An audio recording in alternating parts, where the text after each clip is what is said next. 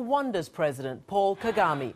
He's been a darling of the West ever since he led his country out of the terrible 1994 genocide that left up to 1 million people dead. Kagame brought stability as well as economic and social progress to Rwanda.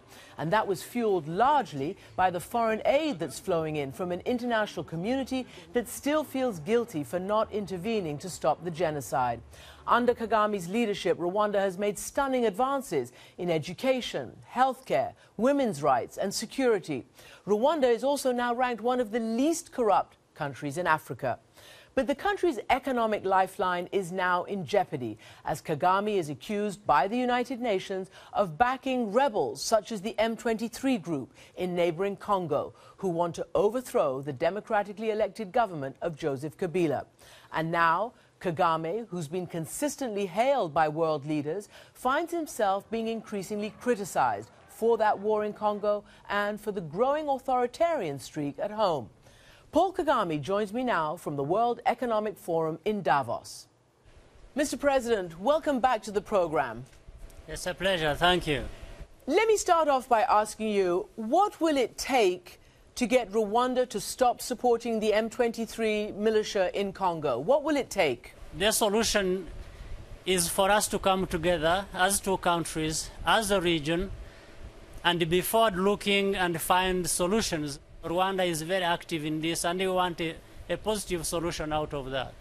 So I hear you basically accepting what the UN has said, that your country is responsible for creating and helping create this M23 rebellion. And you have had a call from the United States, you've had a call from President Obama, who has underscored that this must stop, that you must stop and permanently end all support for that. Did you accept President Obama's insistence on that?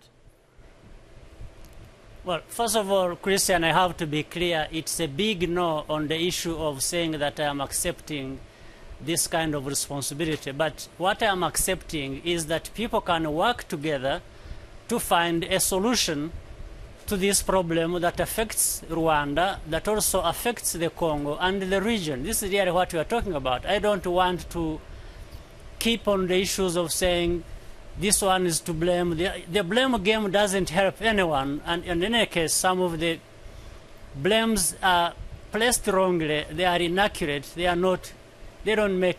So I'm just forward-looking. I'm talking about finding a solution, and I think what the President of the United States was saying, or others, is about finding a solution to the problems that are complex. It's not a simple complex. It's not just an issue of M23 or one other problem. It's a number of problems that are together that we need to sort out and move on. Well, that is true, and the President has called for diplomatic or kind of a negotiated process, a political process to solve this. But, Mr. President, you deny the UN report, you deny helping these militias, but despite your denials, it's costing you and your country very dearly. Some of your major donors are now withholding money, withholding projects. Your own finance minister is revising down the projected growth in your country by more than a percentage point. You obviously see that this is costing you, right? Do you agree that it's costing you? You see, yes, but you see, it's not an issue of denying, just denying. It's an issue of saying what people are saying happened did not happen. But, of course, whether that has led to another problem, that is true. It has led to a problem where there is this discomfort we find ourselves in, that affects the progress of my country and also, of course, creates other problems within the region. That is true. But whether it is based on false grounds or not, that's not the issue I'm talking about. I think we already have a problem. You're saying it's true that whatever's happening in the Congo is costing your country.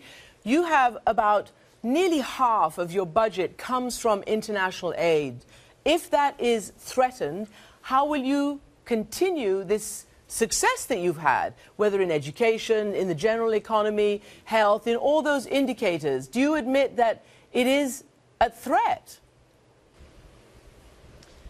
Christian, I don't understand the importance of this question other than really saying, yes, we have that problem. We need to address it. We need to address it in two ways. One, we need to understand whether what we are saying is correct, or whether the way we are approaching the problem gives us a solution. That's very important. Now, as to how we deal with the consequences of all this, whether it is wrong or right, we will have to deal with those consequences. Certainly our budget is affected. There's no question about it. So what do we do about it? What we do about it is to try and make do with what we have, and what we don't have, we don't have. What can we do with what we don't have?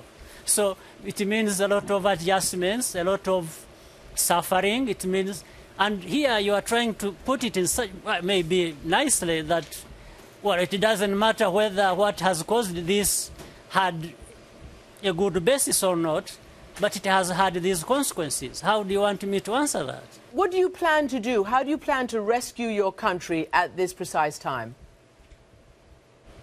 What we are planning to do is to try and work with our partners in the region, including DRC, where the problem is, to see whether we can find a solution for all of us, including, therefore, that Rwanda will get out of this place where it has been pushed. Mm-hmm. Now, again, I'm not going back to explain whether the problem had a basis or not, or it relates to Rwanda in a real way or not.